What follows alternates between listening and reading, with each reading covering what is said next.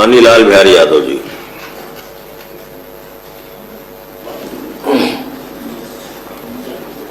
माननीय सभापति महोदय,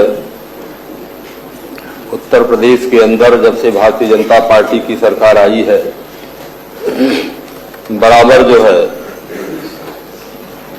बेटी बचाओ बेटी पढ़ाओ का और महिला सशक्तिकरण का खोखला नारा देती चली आ रही है। कानून व्यवस्था उत्तर प्रदेश की समाप्त हो गई है। यहाँ कानून का राज खत्म होकर के जंगल राज कायम हो गया है। बुलडोजर का प्रयोग जो है पर सर्वोच्च न्यायालय द्वारा रोक लगाने के बावजूद भी आज तक बुलडोजर का दुष्प्रयोग रुक नहीं रहा। पुलिस, थाने और तहसील भ्रष्टाचार के अड्डे बने हुए हैं। हत्या, लूट, रंगदारी, महिला उत्पीड़न, जमीनों का कब्जा, यह अवैध काम जो है उत्तर प्रदेश की सरकार में खुलेआम हो रहा है। महिलाओं में अपराध का ग्राफ काफी बढ़ा हुआ है और उत्पीड़न की घटनाएं लगातार हो रही हैं, जिसकी चर्चा हमारे पूर्व के हमारे साथियों ने अयोध्या की चर्चा को विस्तृत रूप से किया। मैं आपसे के माध्यम से सदन को बताना चाहता हूं, यह मेरा कोई आंकड़ा नहीं, यह राज्य अपराध अभिलेख ब्यूरो उत्तर प्रदेश लखनऊ का एक आंकड़ा मैं आपको बताना चाहता हूं कि 1/12/2024 से 15/1/25 1.5 माह के अंदर 45 दिन के अंदर उत्तर प्रदेश के अंदर महिलाओं के अपराध के संबंध में 2.5 महीने के अंदर जो है 75 हत्याएं हो चुकी। 1.5 महीने के अंदर 210 बलात्कार हो चुके। 1.5 महीने के अंदर 818 सील भंग हो चुके और 1.5 महीने के अंदर 1518 अपहरण हो चुके। 1.5 महीने के अंदर छेड़खानी के विरुद्ध कार्रवाई 200 हुई और पारिवारिक महिला उत्पीड़न 2577 हुए और दहेज मृत्यु 178। यह 1.5 महीने का आंकड़ा है महोदय।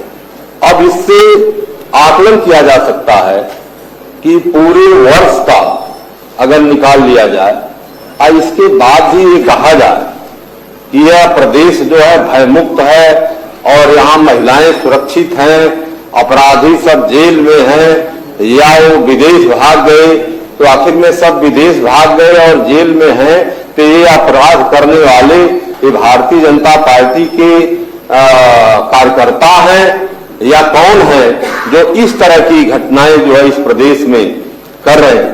हमने इसको अगर प्रतिदिन के हिसाब से निकाला तो प्रतिदिन बलात्कार जो है 5 हो रहा है। इस 1.5 महीने का जो आंकड़ा है माननीय, प्रतिदिन बलात्कार 5 हो रहा है। प्रतिदिन जो है शीलभंग 18 घटनाएं हो रही हैं।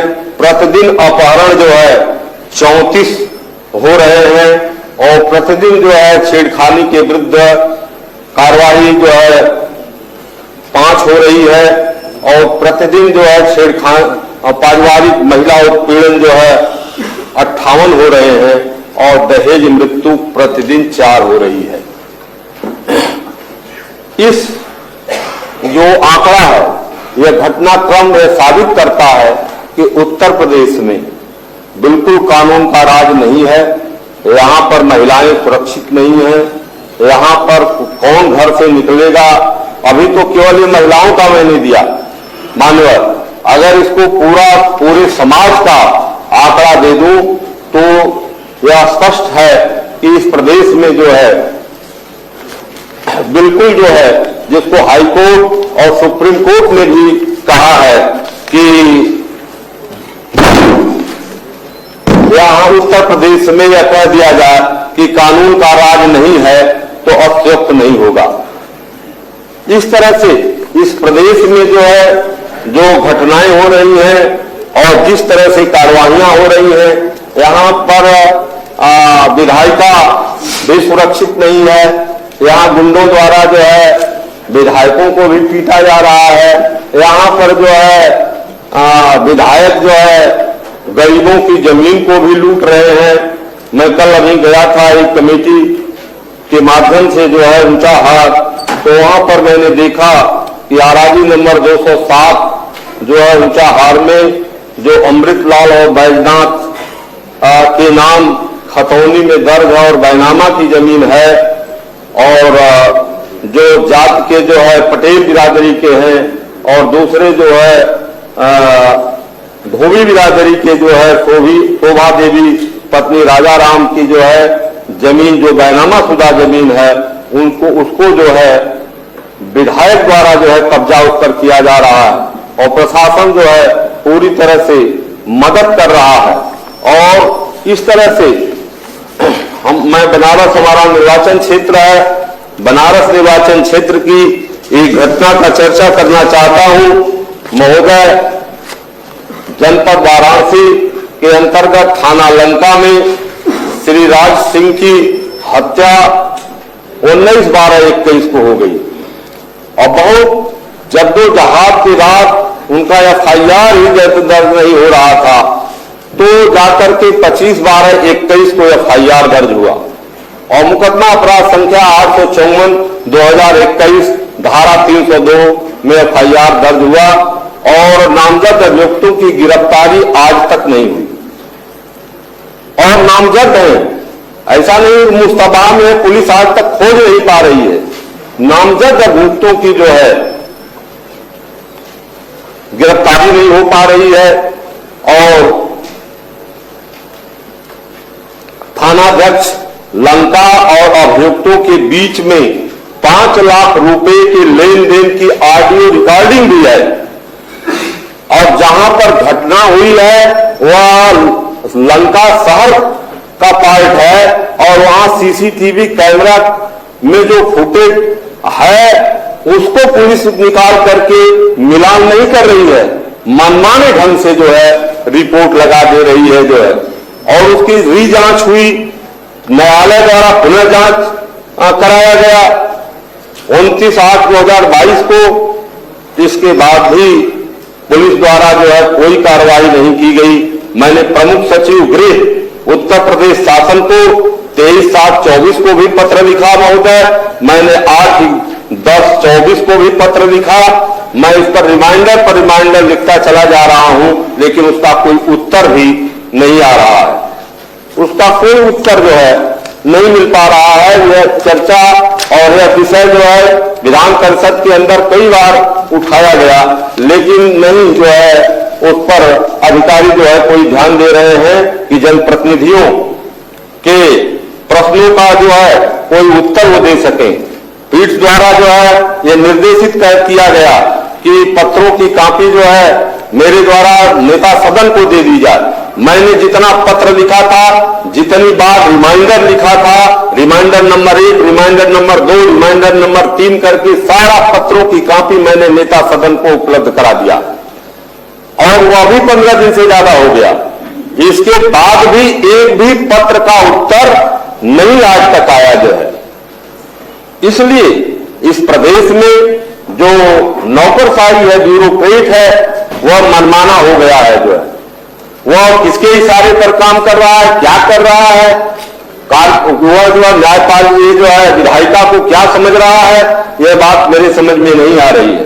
दूसरी तरफ जहां पर सुप्रीम कोर्ट ने जो है बुलडोजर की कार्रवाई पर प्रतिबंध लगाया कि पहले न्यायालय द्वारा सुनिश्चित कार्रवाई होने के बाद ही किसी की मकान या किसी कंस्ट्रक्शन को गिराया जाए, और जहां देश की संसद ने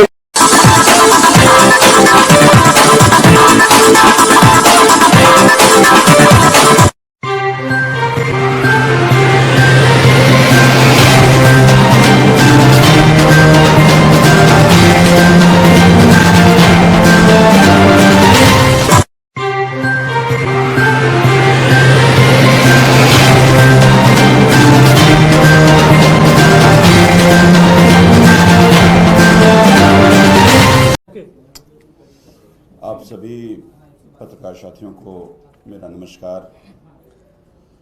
आप सबने देखा कि दिल्ली विधानसभा के सत्र का पहला दिन और पहले दिन दिल्ली विधानसभा के मुख्यमंत्री के कक्ष में बाबा साहब के पोर्ट्रे को हटा करके वहाँ पर देश के प्रधानमंत्री नरेंद्र मोदी जी का फोटो लगाया गया। यह देखकर पीड़ा हुई, हम सब लोग आहत हुए और इस बात को हमारे लीडर अपोजिशन अतीशी जी ने विधानसभा के अध्यक्ष को अपनी ये चिंता, अपनी ये पीड़ा जाहिर की। लेकिन लगातार अपनी पीड़ा, अपनी चिंता जाहिर करने के बावजूद विधानसभा अध्यक्ष का कोई इस पर डायरेक्शन नहीं आया। ना केवल हम विधानसभा के साथी बल्कि दिल्ली देश में जो बाबा साहब को मानते हैं, प्यार करते हैं, संविधान को मानते हैं, वो सब आहत हुए। अगले दिन एलजी साहब का अभिभाषण था। स्पीकर साहब से फिर से हम सब लोगों ने ये मांग की कि बाबा साहब के जो चित्र जो हटाया गया था उसको उसी जगह लगा दिया जाए। लेकिन वहाँ पर नरेंद्र मोदी जी का फोटो लगना, तो फिर मन में एक सवाल आया, क्या भारतीय जनता पार्टी ये मानती है कि अब नरेंद्र मोदी जी बाबा साहब से बड़े हो गए? और यही सवाल हमने स्पीकर साहब को पूछा कि आपका कोई डायरेक्शन ना आना ये दर्शाता है कि आप सब लोग ये मानते हैं कि अब नरेंद्र मोदी जी बाबा साहब से बड़े हो गए। हम लगातार इस बात की स्पीकर साहब से डायरेक्शन का इंतजार कर रहे थे, अपनी बात रख रहे थे, लेकिन स्पीकर साहब ने डायरेक्शन देने के बजाय हम सबको मार्शल से, विधानसभा से बाहर निकाल दिया। आज ये विधानसभा हो, स्पीकर साहब हो, एलजी का अभिभाषण हो या देश की जनतांत्रिक व्यवस्था हो, ये बाबा साहब के संविधान के कारण चलता है।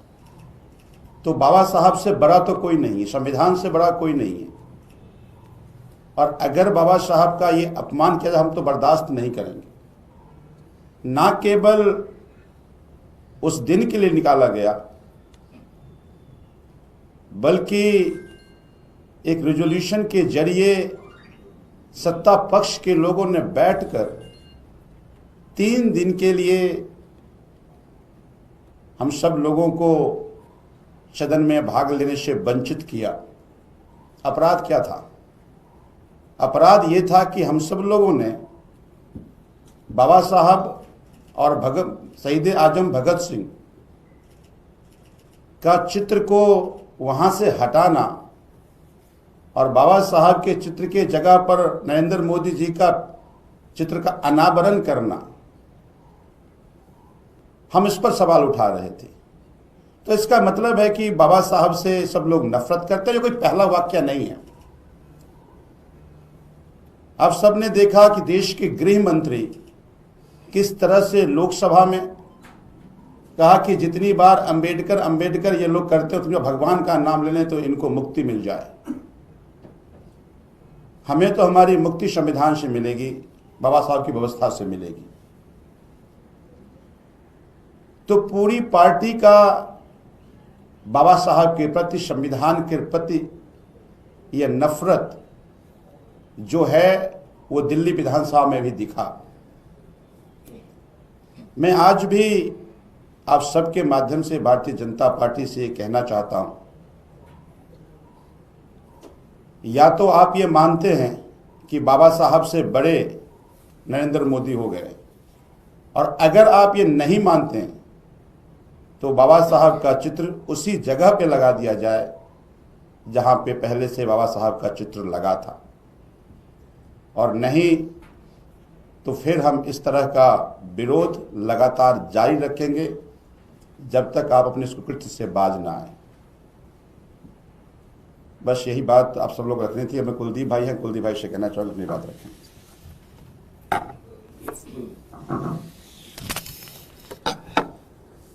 तो जैसे संजीव भाई ने भी बताया, यहाँ पर कल दिल्ली विधानसभा के सत्र से हम लोगों को 3 दिन के लिए निलंबित कर दिया गया, और जैसा कि बताया कि हमारा गुनाह बस इतना था कि हमने उस सदन के अंदर, जो सदन बाबा साहब अंबेडकर के संविधान से चलता है, उस सदन के अंदर हमने जो नारे लगाए थे वो जय जय जय जय जय भीम के नारे थे, और भाजपा के लोगों जो नारे लगाए थे वो मोदी मोदी के नारे थे।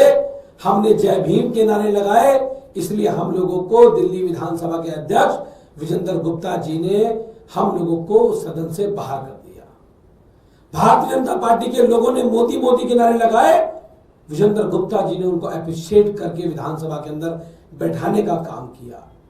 मैं कहना चाहता हूं विजेंद्र गुप्ता जी को भी और पूरी भारतीय जनता पार्टी को भी कि अगर बाबा साहब अंबेडकर का नारा लगाने की वजह से हमें विधानसभा से जाना पड़ेगा, बाहर निकलना पड़ेगा, तो हम पीछे हटने वाले लोग नहीं हैं। हम लगातार जय भीम का उद्घोष करते रहेंगे। तुम्हारे में हिम्मत है तो तुम रोक के दिखाते रहना। क्या करते हो आप लोग? दिल्ली विधानसभा में तुम्हारी 27 साल बाद सरकार आई और आपके पास मौका था दिल्ली की जनता के लिए काम करने का, दिल्ली की सरकार के कामों को आगे बढ़ाने का, लेकिन आपने क्या किया? आपने सबसे पहले सरकार में आने के साथ ही आपने बाबा साहब अंबेडकर और शहीद आजम भगत सिंह की जो तस्वीर मुख्यमंत्री की कुर्सी के पीछे लगी होती थी, सह सम्मान लगी होती थी, सबसे पहला निर्णय आपने बाबा साहब अंबेडकर की तस्वीर को हटाने का लिया।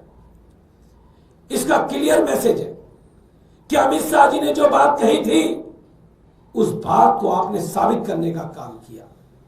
और मैंने देखा कि केवल मुख्यमंत्री कार्यालय नहीं, उसी दिन एक साथ दिल्ली के सभी मंत्रियों के कक्ष से जो बाबा साहब अंबेडकर की तस्वीर थी उसको हटाने का काम किया गया। और मैं समझता हूं कि किसी मंत्री की इतनी हिम्मत नहीं है कि वो अपने आप बाबा साहब की तस्वीर को अपने पीछे से हटा दे। वो आदेश था, वो आदेश देश के गृह मंत्री अमित शाह जी का आदेश था कि बाबा साहब अंबेडकर और शहीद आजम भगत सिंह की तस्वीर को हटा के नरेंद्र मोदी जी की तस्वीर वहां लगाई जाए। इन्होंने साबित कर दिया कि ये दलित और पिछड़े लोगों का वोट तो लेना चाहते हैं, लेकिन ये बाबा साहब अंबेडकर से नफरत करते हैं। आजादी के इतने वर्षों बाद भी बाबा साहब अंबेडकर से इतनी नफरत, बाबा साहब के संविधान से नफरत। देश की संसद के अंदर जो बाबा साहब की प्रतिमा थी, रेनोवेशन के नाम से उस प्रतिमा को उस जगह से हटा के पीछे लगाने वाली भी ये मोदी सरकार है जिन्होंने प्रतिमा को हटाने का काम किया। और आज ये केवल शुरुआत है, ये शुरुआत इन लोगों ने की है। मैं देश भर के बहुजन लोगों से कहना चाहता हूं, बाबा साहब अंबेडकर के अनुयायियों से कहना चाहता हूं कि अगर आज आप लोगों ने आवाज नहीं उठाई तो ये सरकार, ये मोदी जी की सरकार, ये भारतीय जनता पार्टी के लोग जिनकी विचारधारा बाबा साहब के विरोधी विचारधारा है, ये लोग बाबा साहब के स्टैचू को, बाबा साहब की प्रतिमाओं को भी हटाने का काम करेंगे, जैसे संसद भवन से इन्होंने हटाने का काम किया है। तो हम सबको मिलकर इसके लिए आवाज उठानी पड़ेगी। और मैं कहना चाहता हूं कि आम आदमी पार्टी विपक्ष के अंदर है और हम इसका पुरजोर विरोध करेंगे जब तक भारतीय जनता पार्टी बाबा साहब की प्रतिमा को उनकी उसी जगह पर लगाने का काम नहीं करती, उस पोर्ट्रेट को वहीं लगाने का काम नहीं करती जहां से हटा के नरेंद्र मोदी जी की तस्वीर लगाई गई है। और मैं बता दूं, इस मुगालफे में मत रहना कि नरेंद्र मोदी जी बाबा साहब से बड़े हैं। नरेंद्र मोदी जी या अमित शाह जी बाबा साहब अंबेडकर की पैर की धूल की बराबर नहीं है। बाबा साहब अम्बेडकर ने देश को संविधान दिया, एक ऐसा संविधान दिया जो सबको समानता की, बराबरी की, भाईचारे की बात करता है। और ये दूसरी तरफ नरेंद्र मोदी जी जो देश को बांटने की बात करते हैं, आपस में लड़ाने की बात करते हैं, नफरत की बात करते हैं। तो हम सबको मिलकर हम इसकी आवाज को बुलंद करेंगे। इन्होंने 3 दिन के लिए हमें सत्र से निलंबित करने का काम किया है। आप सदन से हमें निलंबित कर सकते हो, लेकिन आप हमारी आवाज को नहीं दबा सकते हो, आप हमारी आवाज को बंद नहीं कर सकते हो। हम आवाज उठाएंगे और जब तक बाबा साहब का पोर्ट्रेट वहां नहीं लगता, ये आवाज हमेशा हम ऐसे ही बुलंद करते रहेंगे। तो हम फिर दोबारा कहना चाहते हैं कि भारतीय जनता पार्टी को सद्बुद्धि मिले और वो बाबा साहब का सम्मान करना सीखे। बाबा साहब अम्बेडकर का अपमान करने की बजाय वापस पोर्ट्रेट को वहां लगाने का काम करें। धन्यवाद। सर, एक सवाल पेश किया गया क्या कल आप लोग जाएंगे वहाँ पे, सदन में जाएंगे, हाउस के भीतर आपको एंट्री नहीं मिलेगी, लेकिन परिसर में जाएंगे क्या? अब बिल्कुल जाएंगे। देखिए, आप सदन में हमारी आवाज़ को दबाने या रोकने की कोशिश कर सकते हो, सदन के बाहर हम अपनी बात रखेंगे। अध्यक्ष सबका होता है, अध्यक्ष की जिम्मेदारी है कि हाउस के सभी सदस्यों को एक तरह से देखे, लेकिन जिस तरह से विजेंद्र गुप्ता जी ने आते ही अपना रवैया दर्शाया है, ये उनकी निरंकुशता को दर्शाता है। सर, एक सवाल है कि क्या पंजाब से केजरीवाल जी राज्यसभा में जा रहे हैं, ये भी अब लगातार सवाल उठ रहा है। इस पर एक मीडिया में उठ रहा है। बिहार के पूर्व सुपरिटेंडेंट ने कहा है कि जब आपकी सरकार थी तो सुब्रत रॉय को कई सुविधाएं दी जाती, शराब की बोतलें भी इकट्ठा की गई थी उनकी तरफ से। तो कुछ भी करे, सब उन्हीं के पास है। संजीव जी, क्लैरिफिकेशन, तिहार उन्हीं के पास है, सारा कंट्रोल उनके पास है, तो फिर वही कराते होंगे। संजीव जी, क्लैरिफिकेशन अगर उस पर दे दिया था, हमारी मुख्य प्रवक्ता ने बता दिया था।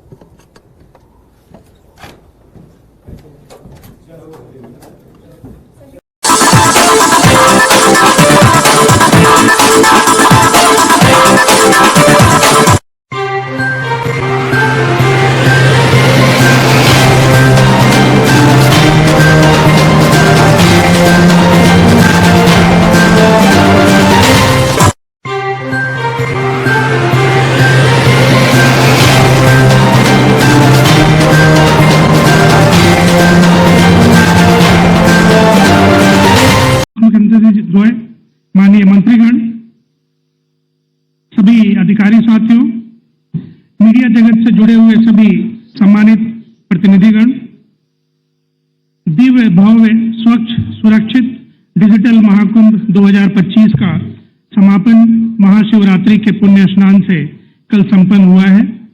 46 दिन की अवधि में प्रयागराज शहर के 10,000 एकड़ क्षेत्र में देश के लगभग सभी राज्यों से व सभी वर्ग के 66 करोड़ लोगों ने भाग लिया।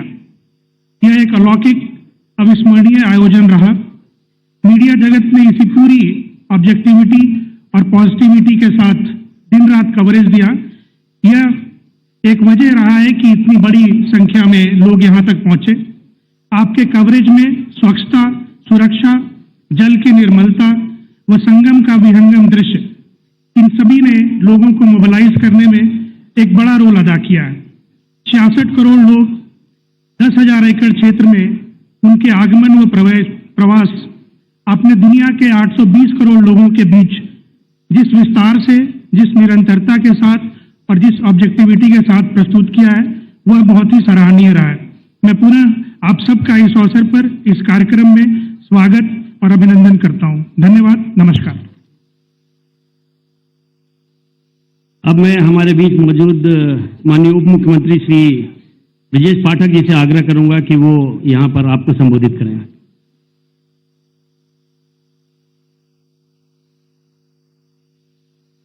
भारत माता के, भारत माता के।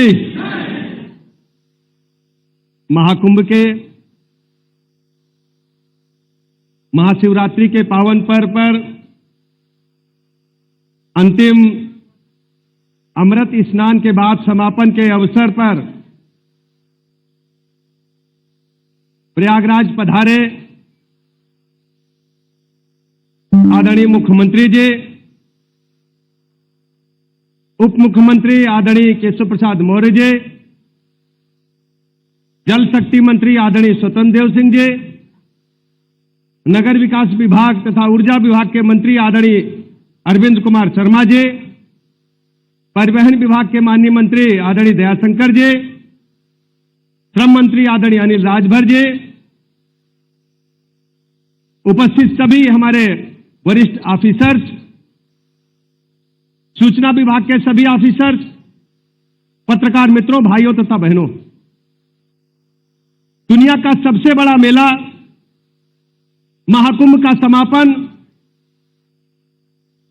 ईश्वर और आप सब की अनुकंपा से विधिवत संपन्न हो चुका है। ऐसे अवसर पर प्रातःकाल से ही माननीय मुख्यमंत्री जी ने सबसे पहले स्वच्छता कर्मियों का अभिनंदन किया, स्वास्थ्य व्यवस्था से जुड़े कर्मचारियों का, अधिकारियों का, पैरामेडिकल स्टाफ का, चिकित्सकों का अभिनंदन किया, नाविकों का अभिनंदन किया, रोडवेज के परिवहन व्यवस्था को सुलभ बनाने के लिए लगे हमारे ड्राइवर्स, कंडक्टर्स, परिचालकों का अभिनंदन किया। उसके उपरांत विभिन्न व्यवस्था में जुड़े सभी साथियों का अभिनंदन करते हुए मीडिया के समक्ष हम सब आए हैं। ऐसे अवसर पर मीडिया के साथियों का मैं हृदय से अभिनंदन करना चाहता हूं, आभार प्रकट करना चाहता हूं। दुनिया के सबसे बड़े मेले को सकुशल संपन्न कराने में आप सबकी बहुत अहम भूमिका है। मैं आप सबका हृदय से बहुत बहुत अभिनंदन करता हूं और आभार प्रकट करता हूं। हम सब जानते हैं कि विपक्ष ने महाकुंभ के इन दिनों में ढेर सारे नेगेटिव नैरेटिव सेट करने का असफल प्रयास किया, लेकिन आप सब ने विपक्ष के सारे मंसूबों को ध्वस्त करते हुए इस महाकुंभ की विशालता को मैं कह सकता हूं कि दुनिया तक पहुंचाने में आपने मदद की है। इसलिए मैं हृदय से आप सबका हृदय से बहुत बहुत अभिनंदन करता हूं, बधाई देता हूं। आपने जिस ढंग से आगे बढ़ करके ऐसे समय पर भी पॉजिटिव खबरें दिखाने का काम किया, जब लगातार निगेटिव खबरें प्रस्तावित करने का दबाव विपक्षी एन के एन प्रकार बना रहा था। मैं ईश्वर को आभार प्रकट करता हूं, माननीय प्रधानमंत्री नरेंद्र मोदी जी का बहुत बहुत अभिनंदन करना चाहता हूं। माननीय प्रधानमंत्री जी के मार्गदर्शन में, उत्तर प्रदेश के मुख्यमंत्री आदरणीय योगी जी के नेतृत्व में यह सब संभव हो पाया, जिसको सोच करके भी लगता है कि 66 करोड़ से अधिक लोग त्रिवेणी तट पर पहुंच करके सकुशल स्नान करके अपने घरों को वापस गए हैं। यह ऐतिहासिक है, अविस्मरणीय है। मैं इसके लिए उत्तर प्रदेश के 25 करोड़ लोगों की तरफ से आदरणीय मुख्यमंत्री जी का, आदरणीय प्रधानमंत्री जी का हृदय से अभिनंदन करता हूं, बहुत बहुत बधाइयां देता हूं। मैं अधिक समय न लेते हुए आप सबका पुनः बहुत बहुत अभिनंदन करते हुए बात समाप्त करता हूं। धन्यवाद। अब मैं हमारे बीच मौजूद माननीय उप मुख्यमंत्री श्री केशव प्रसाद मौर्य जी से आग्रह करना चाहूंगा कि वो आपको संबोधित करें। गंगा मैया की, यमुना मैया की, सरस्वती मैया की, सभी देवी देवताओं का जो स्थान है वह तीर्थराज प्रयाग की जय। आज प्रयागराज महाकुंभ के समापन के साथ ही जिन्होंने महाकुंभ में लगातार अपनी सक्रियता को दिखाया है और आपने देखा है और आपने सबको दिखाया भी है, ऐसे हमारे प्रदेश के माननीय मुख्यमंत्री योगी आदित्यनाथ जी 26 महाशिवरात्रि का स्नान पूरा हुआ। 27 तारीख को प्रयागराज में जिन लोगों के कारण यह दिव्य भव्य सफल कुंभ संपन्न हुआ, उनका सम्मान करने के लिए आए हैं। आज प्रातःकाल से ही सबसे पहले गंगा मैया का पूजन करके और उसके बाद सफाई कर्मचारियों का सम्मान और सौगात, यह दोनों चीजें हैं। उसका डिटेल सूचना विभाग या माननीय मुख्यमंत्री जी बताएंगे। उसके पश्चात जो हमारे नाविक भाई हैं उनका सम्मान, फिर जो हमारे चालक परिचालक हैं उनका सम्मान, फिर हनुमान जी महाराज के दर्शन करके अभी नेत्र कुंभ जो यहाँ पर चल रहा है वहां से सीधे आप सब मीडिया के मित्रों के बीच में आए हैं इस अवसर पर। मंच पर हमारे प्रदेश के उप मुख्यमंत्री आदरणीय ब्रजेश पाठक जी, हमारे स्वतंत्र देव जी जो यहाँ के प्रभारी मंत्री भी हैं, जल शक्ति भी के मंत्री हैं, जिस विभाग के अधीन यह मेला रहता है ऐसे नगर विकास और ऊर्जा के मंत्री आदरणीय शर्मा जी, आदरणीय अनिल राजभर जी, आदरणीय हमारे दयाशंकर जी, हमारे सभी जनप्रतिनिधिगण, सभी सम्मानित अधिकारीगण, सभी पत्रकार मित्रों, 2025 का महाकुंभ यहां पर कई लोग बैठे हुए हैं जो कम से कम आधा दर्जन कुंभ और अर्ध कुंभ अपनी किसी न किसी भूमिका में, कोई मीडिया जगत के माध्यम से या कोई प्रयागराज के निवासी होने के कारण अदा किया है।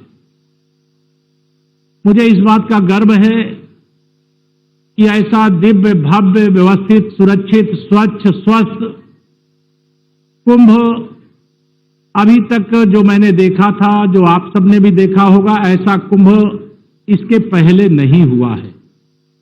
या डबल इंजन सरकार माननीय प्रधानमंत्री श्री नरेंद्र मोदी जी के कुशल मार्गदर्शन में और आदरणीय योगी आदित्यनाथ जी के नेतृत्व में भावना हमारी सेवा की थी, भावना हमारी सकुशल महाकुंभ को संपन्न कराने की थी।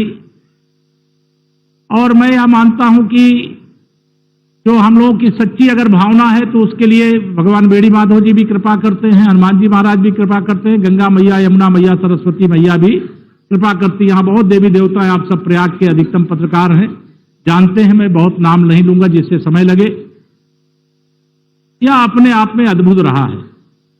आज मैं इस मंच से मुख्यमंत्री जी को और मंत्रिपरिषद के सभी साथियों को इस बात की भी बधाई दूंगा कि महाकुंभ संपन्न नहीं हुआ। 2031 के अर्धकुंभ के लिए ऐलान कर दिया गया है कि हम 2031 में अगर इससे भी अधिक भीड़ आएगी, इससे भी अधिक श्रद्धालु आएंगे, तो उसकी व्यवस्था की तैयारियां अभी से शुरू हो गई हैं। उसके लिए भी मैं बधाई भी दूंगा और यह बहुत बड़ी प्रयागराज के लिए सौगात है। प्रयागराज ही नहीं, पूरे प्रदेश ने जो भी हमारे प्रयागराज में महाकुंभ में आस्था की डुबकी लगाने के लिए आए, उनकी सेवा में कोई कमी नहीं रखी। जो प्रयागराज आया उसमें से बहुत बड़ी संख्या में कोई काशी गया, कोई अयोध्या गया, कोई विंध्याचल धाम गया, कोई चित्रकूट धाम गया, कोई संगमेरपुर धाम गया, कोई नैमिषारण गया, कोई वृंदावन मथुरा गया, और भी जो हमारे तीर्थ स्थल है वहां पर गया। यह महाकुंभ अपने आप में हमारे लिए प्रयागराज के विकास की दृष्टि से भी बहुत बहुत बहुत बहुत उपलब्धियों वाला रहा है। आज माननीय मुख्यमंत्री जी जानते भी हैं, उनको मैं कहना भी चाहता हूं कि हमारा आज चाहे सड़क का नेटवर्क हो, चाहे रेल का नेटवर्क हो, चाहे हवाई नेटवर्क हो, सारे रिकॉर्ड ध्वस्त हो गए। इतने हवाई मार्ग से आए, रेल मार्ग से आए, सड़क मार्ग से आए, कष्ट होते हुए भी चेहरे में सिकन नहीं थी श्रद्धालुओं के। इसलिए मैं अपने एक एक श्रद्धालु को प्रणाम करता हूं और उनकी यात्रा हर प्रकार से सफल हुई है, सुगम हुई है, और उनको शुभकामना भी देता हूं। माननीय प्रधानमंत्री जी ने महाकुंभ के संपन्न होने के साथ अपने ट्वीट के माध्यम से अपनी भावनाएं जताई कि एक यह महाकुंभ हमारा ऐसा है जिस पर बड़े बड़े रिसर्चर्स दौरान कुंभ भी और कुंभ के बाद भी 66 करोड़ से अधिक लोग अगर स्नान करने के लिए गंगा यमुना सरस्वती के संगम में आए तो उनकी व्यवस्था कैसे हुई होगी। तो वह व्यवस्था जो सरकारी स्तर पर माननीय मुख्यमंत्री जी के नेतृत्व में करने का काम किया गया, वो तो किया गया, लेकिन अगर मन सच्चा होता है तो भगवान भी साथ देते हैं। तो हम लोगों का मन सच्चा था, भगवान ने साथ दिया और हमारा महाकुंभ दिव्य, भव्य और सफलतापूर्वक संपन्न हुआ। आप सब पत्रकार मित्रों का भी धन्यवाद करना चाहूंगा। आपने लगातार प्रयागराज महाकुंभ को बहुत बड़ा स्थान अपने अपने जो इलेक्ट्रॉनिक मीडिया पे हैं, चाहे प्रिंट मीडिया पे हैं, चाहे यूट्यूब के ट्यूबर के रूप में है, हर प्लेटफार्म पर मैं देख रहा था कि कुंभ का बहुत अच्छे ढंग से प्रचार प्रसार हो रहा था। आपका भी धन्यवाद करूंगा एक बार फिर से। बाकी तो माननीय मुख्यमंत्री जी बताएंगे, जो हमारे सफाई कर्मचारी थे जिनका 2019 में माननीय प्रधानमंत्री श्री नरेंद्र मोदी जी ने चरण प्रक्षालन किया था, उनके चरण धो करके उनको सम्मान देने का काम किया। 2025 के महाकुंभ में उन सभी सफाई कर्मचारियों का सम्मान करते हुए आदरणीय मुख्यमंत्री जी ने संपूर्ण मंत्रिपरिषद के साथ उनके साथ बैठ करके भोजन करके उनको सम्मानित करने का काम किया, उनके लिए सौगात भी देने का काम किया। और सरकार ने, मैं कहूं कि डबल इंजन सरकार ने खजाने को पूरी तरह से प्रयागराज महाकुंभ और यहाँ की सेवा में लगे हुए लोगों के लिए खोला। मैं यहाँ पर चाहे वो पुलिस के हों, चाहे प्रशासन के हों, चाहे मेला प्राधिकरण के हों, चाहे नगर विकास के हों, मैं सबकी भूमिका मैं नाम लूंगा तो जल शक्ति मंत्रालय, अगर सिंचाई विभाग का नाम नहीं लूंगा, अविरल निर्मल, जिसमें बहुत बार समाजवादी पार्टी ने, कांग्रेस पार्टी ने, राष्ट्रीय जनता दल ने, टीएमसी ने ऐसे निम्नतम बयान दिए जो किसी भी राजनीतिक दल के नेता को शोभा नहीं देता है। उन्होंने प्रयागराज में गंगा, यमुना, सरस्वती के पवित्र जल को प्रदूषित होना बताया। आज भी आप देख लीजिए, जैसा हरिद्वार में आपको जल मिलता है वैसे प्रयागराज में आज अविरल और निर्मल धारा बह रही है। प्रदूषण गंगा जी, यमुना जी के पवित्र जल में नहीं, इन राजनीति करने वालों के दिमाग में घुस गया था और उस प्रदूषण को जो 66 करोड़ लोग आए थे वह इनका जरूर निकालेंगे, ऐसा मैं विश्वास करता हूं।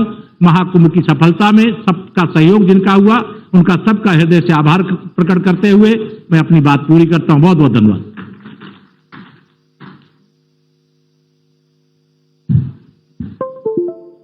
महाकुंभ 2025 को देश और दुनिया के घर घर तक पहुंचाने में हमारे सभी मीडिया के मित्रों की बहुत महत्वपूर्ण भूमिका है। इन्होंने भी पिछले 1.5 महीने से रात दिन एक करके इस कार्यक्रम को सफल बनाने में, इस महाआयोजन को सफल बनाने में अपनी भूमिका अदा की है। सर, इससे पहले कि मैं माननीय मुख्यमंत्री जी को आमंत्रित करूं, मैं एक महाकुंभ की स्मृतियों पर आधारित एक लघु फिल्म प्रदर्शित कराने की अनुमति चाहता हूं। अमृत में प्रसाद बन गया, जीवन का संवाद बन गया। अमृत में प्रसाद बन गया, जीवन का संवाद बन गया। मुक्ति मोक्ष साक्षात बन गया, एक डुबकी में स्वाद बन गया। महाकुंभ एक याद बन गया, महाकुंभ एक याद बन गया, महाकुंभ एक याद बन गया।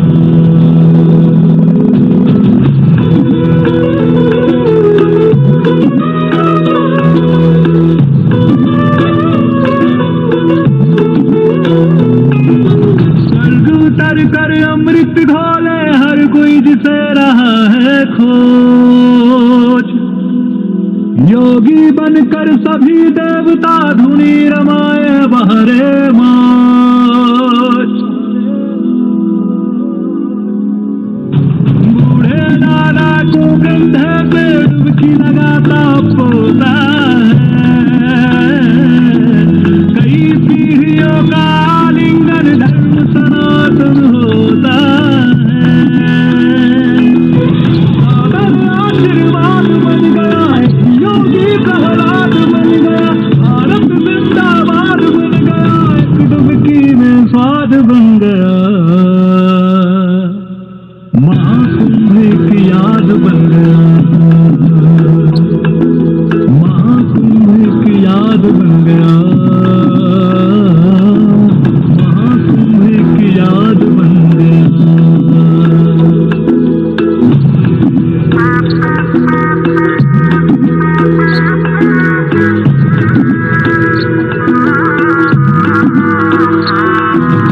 ऊंच नीच का भेद बिछ गया, प्रेम पुण्य आधार बना। सत्य सनातन की वसुधा पे विश्व एक परिवार बना।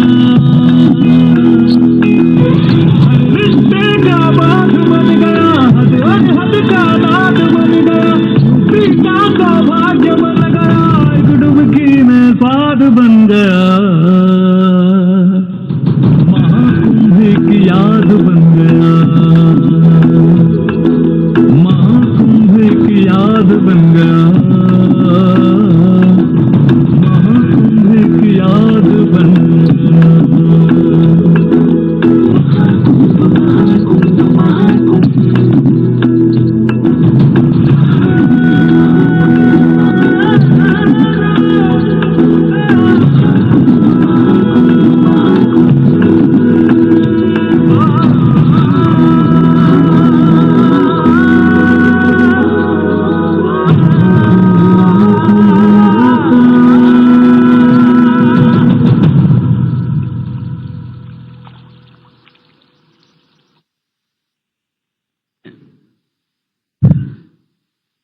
अब मैं माननीय मुख्यमंत्री जी से इस विश्व के सबसे बड़े सांस्कृतिक और धार्मिक आयोजन के संबंध में अपने विचार रखने के लिए आग्रह करना चाहूँ।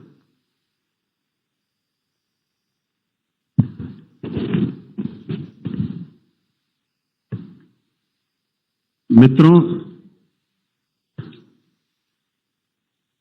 मीडिया सेंटर के उद्घाटन कार्यक्रम के अवसर पर मुझे आपके बीच में आने का सौभाग्य प्राप्त हुआ था और आज महाकुंभ प्रयागराज की जब पूर्णाहुति के उपरांत स्वागत और अभिनंदन के क्रम में आभार व्यक्त करने के लिए मुझे प्रयागराज आने का अवसर प्राप्त हुआ है, तो मैं इस अवसर पर अपनी पूरी टीम की ओर से आप सभी का हृदय से स्वागत करता हूं, अभिनंदन करता हूं। मंच पर मेरे साथ में उपस्थित हैं प्रदेश सरकार में उप मुख्यमंत्री के रूप में अपनी अमूल्य सेवाएं प्रदान कर रहे हैं इसी प्रयागराज के सपूत श्री केशव प्रसाद मौर्य जी। स्वास्थ्य सेवाओं और चिकित्सा शिक्षा के क्षेत्र में अभूतपूर्व कार्य करने वाले डिप्टी सीएम श्री ब्रजेश पाठक जी, अविरल और निर्मल गंगा को और प्रयागराज महाकुंभ को लगातार 22,000 क्यूसिक वाटर की सप्लाई नियमित रूप से करने के लिए जल शक्ति के मंत्री के रूप में जिन्होंने कार्य किया है, प्रभारी मंत्री के रूप में श्री स्वतंत्र देव सिंह जी, नगर विकास और ऊर्जा विभाग के माध्यम से महाकुंभ की सेवाओं को और बेहतरीन स्वरूप प्रदान करने वाले श्री अरविंद कुमार शर्मा जी, प्रदेश के श्रम और सेवायोजन मंत्री श्री अनिल राजभर जी,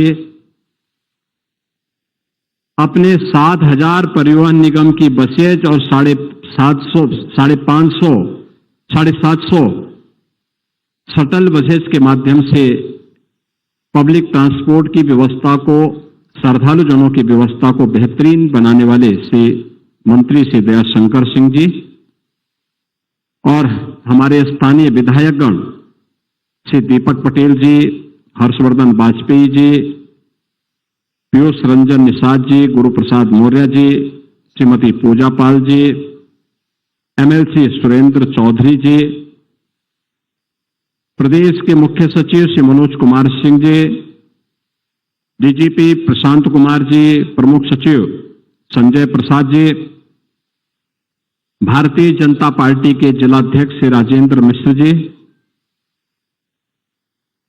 श्रीमती कविता पटेल जी, श्री विनोद प्रजापति जी, अवधेश गुप्ता जी, इन सभी की ओर से मैं आप सबका हृदय से स्वागत करता हूं, अभिनंदन करता हूं।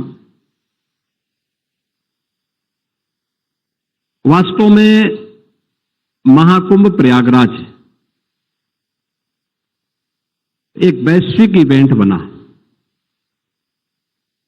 और इसका श्रेय आदरणीय प्रधानमंत्री जी के विजन के कारण ये जो कार्य करने में हमें सफलता प्राप्त हुई और यह इसको व्यापक सकारात्मक रूप से देश और दुनिया तक आप सब ने पहुंचाया है। मैं इसके लिए भी आपको हृदय से धन्यवाद करता हूं। मैं देख रहा था कि एक एक दिन हो या रात्रि हो, सुबह हो या शाम हो, शीतलहरी हो या भीषण धूप हो, लेकिन अनवरत रूप से कोई चलता रहा तो वो मीडिया चलता रहा। या तो मां गंगा की धारा चलती थी या मीडिया चलता था।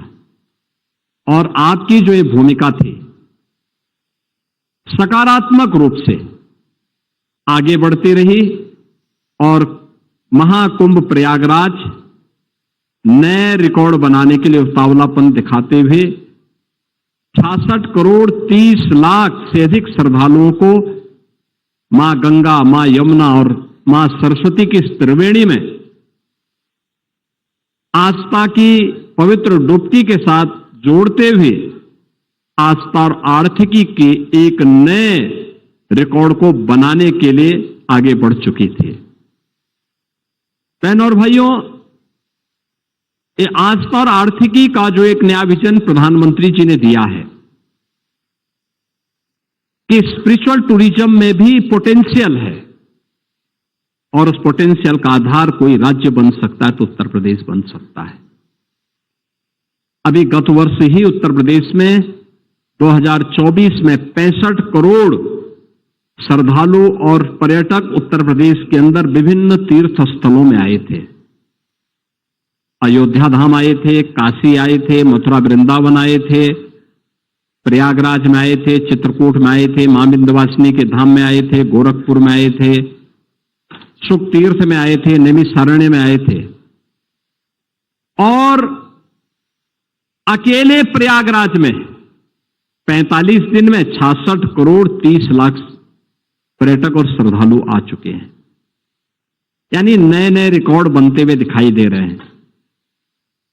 प्रयागराज महाकुंभ ने उत्तर प्रदेश के अंदर 5 स्पिरिचुअल टूरिज्म के कॉरिडोर उपलब्ध करवा दिए। प्रयागराज से मिर्जापुर और काशी का एक, प्रयागराज से अयोध्या और गोरखपुर का 2, प्रयागराज से लालापुर, राजापुर और चित्रकूट का 3, प्रयागराज से लखनऊ और नैमिषारण्य का 4 और प्रयागराज से बुंदेलखंड एक्सप्रेस होते हुए आगरा होते हुए मथुरा वृंदावन और सुख तीर्थ का 5वां। ये 5 तीर्थों में पिछले 1.5 महीने से अधिक समय से लाखों की संख्या में श्रद्धालु है और केवल स्थानीय नहीं है, देश का भी है, दुनिया का भी है। इन 45 दिनों में 100 देशों का प्रतिनिधित्व प्रयागराज में हुआ, जिसमें 74 देशों के तो एम्बेसडर और हाई कमिश्नर्स यहां आए थे। 12 देशों के मंत्री या राष्ट्राध्यक्ष की उपस्थिति हुई थी और अन्य देशों से श्रद्धालुजन भी इस कार्यक्रम का हिस्सा बने थे।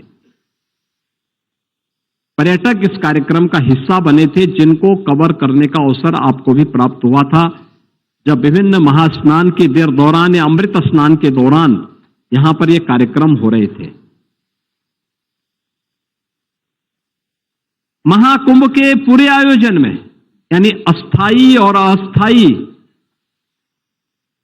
इन सभी निर्माण के कार्यों को में डबल इंजन की सरकार में केंद्र और राज्य सरकार ने मिलकर के लगभग 7,500 करोड़ रुपया खर्च किया है, जिसमें 200 से अधिक सड़कों का निर्माण, 9 फ्लाईओवर, 14 फ्लाईओवर, 9 अंडरपास, 12 कॉरिडोर। पहली बार प्रयागराज में कुछ ऐसा मिला देखने के लिए जो पर्यटकों को अपनी ओर आकर्षित करता था। आपने देखा होगा अक्षयवट कॉरिडोर, मां सरस्वती कॉरिडोर, कूप कॉरिडोर, पातालपुरी कॉरिडोर, बड़े Hanuman ji corridor, Maharshi Bharadwaj corridor, Nagvasuki corridor,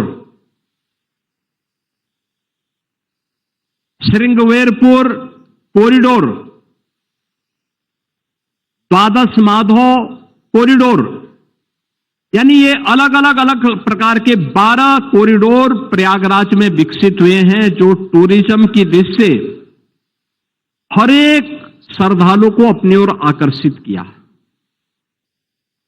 और इस दौरान श्रद्धालु जनों की सुविधा के लिए प्रयागराज सिटी के अंदर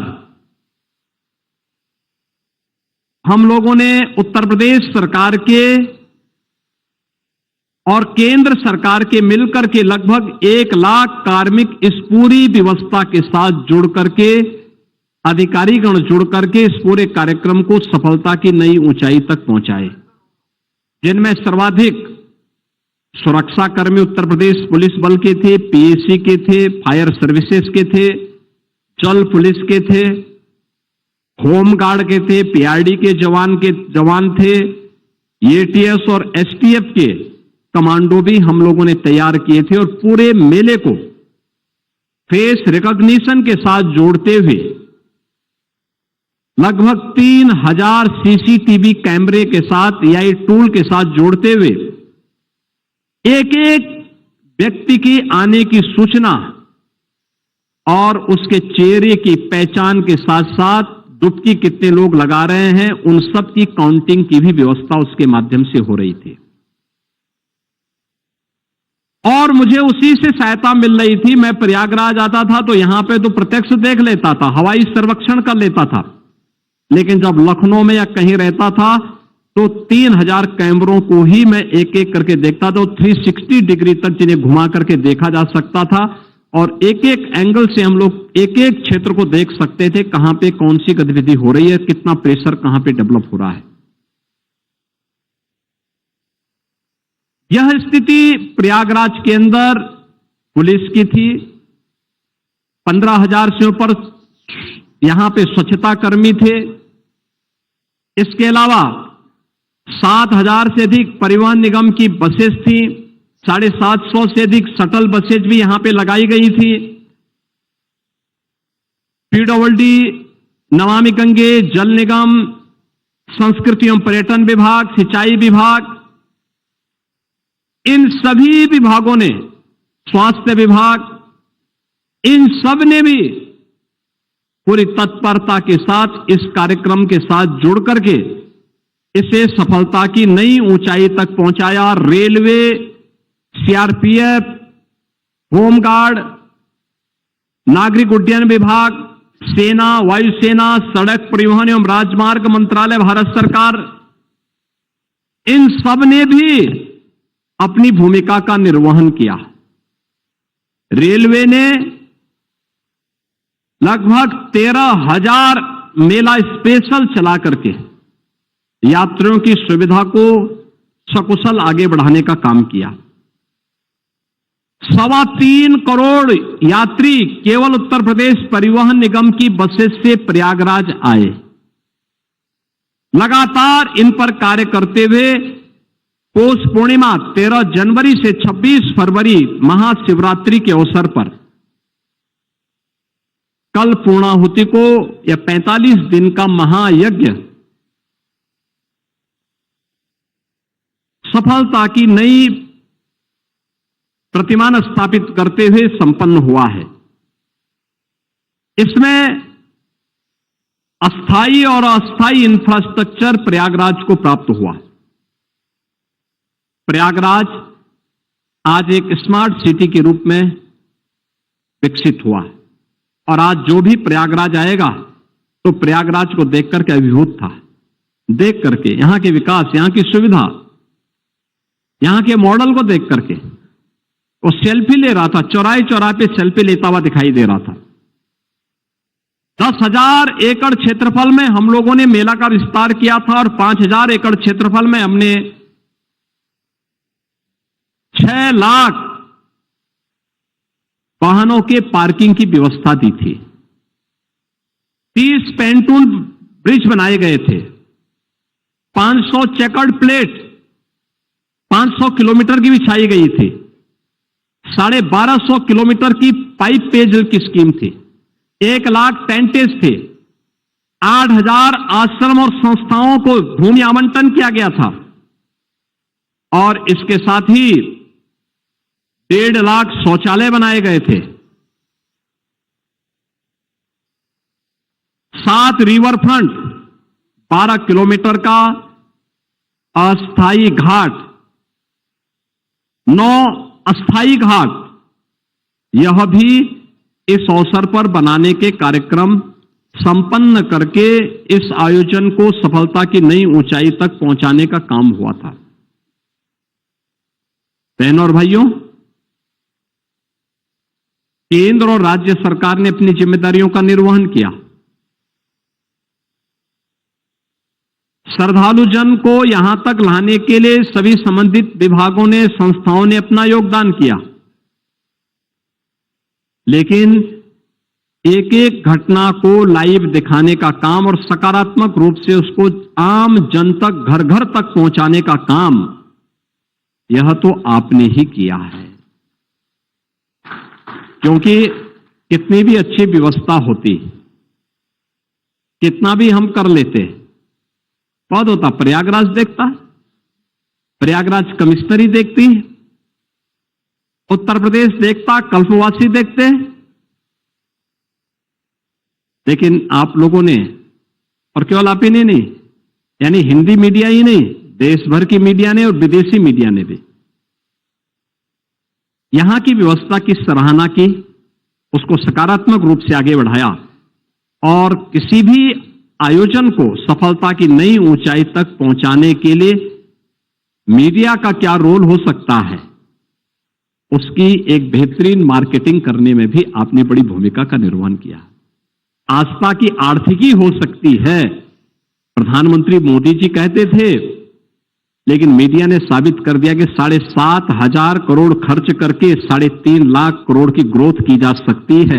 यह भी मीडिया ने बता दिया है दुनिया को, और दुनिया कौतूहल और आश्चर्य की निगाहों से इन सब बातों को देख रही है। एक नया शोध का विषय दिया है, मैं लगातार देख रहा हूं, मेरे पास लगातार IIM से और नेशनल इंटरनेशनल इंस्टीट्यूशन से पत्र आ रहे हैं कि क्राउड मैनेजमेंट कैसे होता है, आस्था और आर्थिकी का समन्वय कैसे हो सकता है। ये तो पहली बार ये विषय मिला। इसको लेकर के आप 1 घंटे का टॉक हमारे यहां दीजिए, हमें बताइए मैनेजमेंट के बारे में, कैसे ये हुआ। जो भी आया उसने स्वच्छता की चर्चा की, उसने टेक्नोलॉजी की चर्चा की, उसने सुरक्षा कर्मियों के व्यवहार की चर्चा की, उसने हरेक स्तर के कार्मिकों की चर्चा की। और सचमुच मीडिया के साथ साथ प्रयागराज वासियों का धैर्य अत्यंत अभिनंदनीय रहा, जिन्होंने पूरे आयोजन को अपना आयोजन माना, अपना आयोजन माना।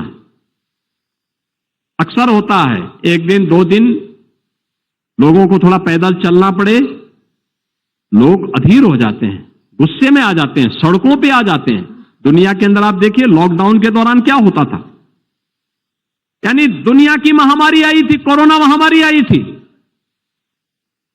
लॉकडाउन जैसे हुआ लोग सड़कों पे आ गए। दुनिया के अंदर आपने देखा होगा, भारत के अंदर प्रधानमंत्री मोदी जी के नेतृत्व में कोरोना प्रबंधन के लिए जो भी आह्वान होता था, जनता जनार्दन का योगदान पूरी तत्परता के साथ प्राप्त होता था। और ये तो महाकुंभ था, 45 दिनों तक जनता जनार्दन प्रयागराज की लगातार। मैं आज उन सभी सड़कों पे गया था जहां कल तक जाना कठिन होता था। मैं अभी नाग बासुकी वाले मार्ग से होते हुए आ रहा हूं, उसी रास्ते गया था, उसी रास्ते आया हूं। 5 जनवरी के बाद से मैं उस मार्ग पर चलने की हिम्मत नहीं कर पाया था, इतनी भीड़ हुआ करती थी, पूरा रेला चलता था। अखाड़ा मार्ग पर पूरा रेला चलता था। संगम तट पर 5 जनवरी के बाद हम जा नहीं पाए, इतना रेला चलता था। और आज मैं देख रहा था कितना स्मूथ है। आज मैं वहीं से होते हुए गया हूं, पूरा देख करके गया हूं, बड़े हनुमान जी का भी दर्शन किया हूं, मां गंगा के प्रति भी कृतज्ञता ज्ञापित किया हूं। और इसलिए सुबह आकर के पहले मेरे मंत्रियों ने, मेरे साथ के सभी मेरे मंत्रिमंडल के साथियों ने, हम लोगों ने सब ने मिलकर के पहले कृतज्ञता ज्ञापित करते हुए स्वच्छता के कार्यक्रम को चलाया। इतने दिनों तक मां गंगा हमारा भार ढोती रही, तो हमारा भी तो दायित्व बनता है कि मां की सेवा करें। तो हम लोगों ने एक अभियान की शुरुआत की, और अभियान की शुरुआत करते हुए अगले 15 दिन का एक कार्यक्रम दिया है कि भाई यहां पे स्वच्छता के एक बड़े कार्यक्रम को हम हाथ में लेंगे। हमारे जनप्रतिनिधिगण इस कार्यक्रम को आगे बढ़ाएंगे। स्वच्छता के कार्यक्रम को आगे बढ़ाते हुए जो भी आया स्वच्छता की चर्चा किया। उन स्वच्छता कर्मियों को हम लोगों ने सम्मान दिया, उनके लिए कुछ घोषणाएं की और भविष्य के बारे में भी उनको आश्वस्त करते हुए उनके साथ एक सहभोज का कार्यक्रम भी हमारा संपन्न हुआ। स्वच्छता कर्मियों के बाद त्रेता में भगवान राम को मां गंगा में उस समय पार कराने का काम किए थे निषाद राज, और नाविकों ने भी उसी भूमिका का निर्वहन इस महाकुंभ के दौरान भी किया। उनके सम्मान का कार्यक्रम हम लोगों ने रखा था। फिर परिवहन निगम के जो चालक परिचालक थे उनका और उनके सहभोज का कार्यक्रम था, और इसके उपरांत नेत्र कुंभ में हमें जाने का अवसर प्राप्त हुआ। नेत्र कुंभ ने निःशुल्क नेत्र जांच,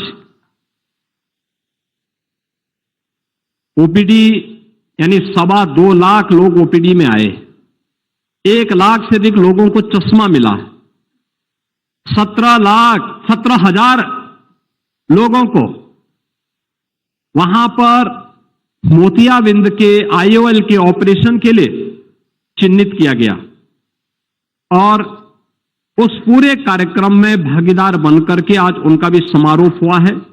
और अभी हमें आपके प्रति आभार व्यक्त करने का अवसर प्राप्त हुआ है। मित्रों, मैं इस अवसर पर इन 45-50 दिनों से आप सभी यहां पर हैं और पूरी तत्परता के साथ आपने इस पूरे महाआयोजन को, इस महायज्ञ में एक सदस्य के रूप में अपना स्वयं का कार्यक्रम मान करके सफलता की नई ऊंचाई तक पहुंचाने में अपना योगदान किया है।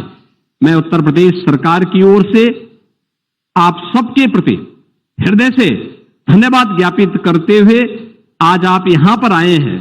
इस आयोजन की पूर्णाहुति के अवसर पर भी आपकी उपस्थिति है, मैं इसके लिए आप सबको हृदय से धन्यवाद ज्ञापित करता हूं और अपनी पूरी टीम की ओर से आपका अभिनंदन करता हूं। धन्यवाद। जय हिंद।